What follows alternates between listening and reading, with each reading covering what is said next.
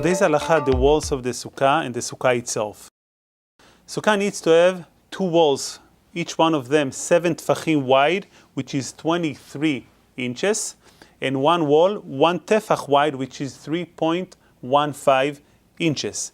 The height of the wall should be 10 tefachim. 10 tefachim is 31, about 32 inches.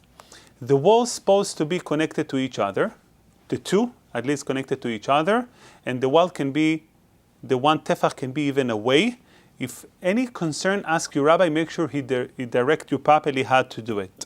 Now, even though the wall of the sukkah, the requirement is 10 tefachim, it's okay to have a gap from the actual wall, which is 10 tefachim, which is about 32 inches, all the way to the top, to the skach.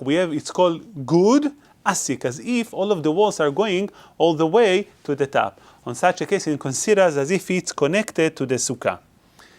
If a sukkah is considered as stolen, it's a problem. The Shulchan Aruch brings in Siman Taf Reish Lamed Gimel that stolen sukkah cannot be used. If someone stole the schach from his neighbor or from anybody else, cannot use it as a sukkah.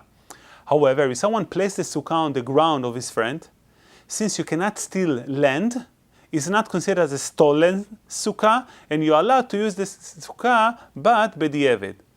But in general, we have a rule that putting sukkah in a public domain in Reshut HaRabim on the street, it's okay, because most government authorities, they don't protest during the time of Sukkot, especially in Israel. They understand it's sukkah.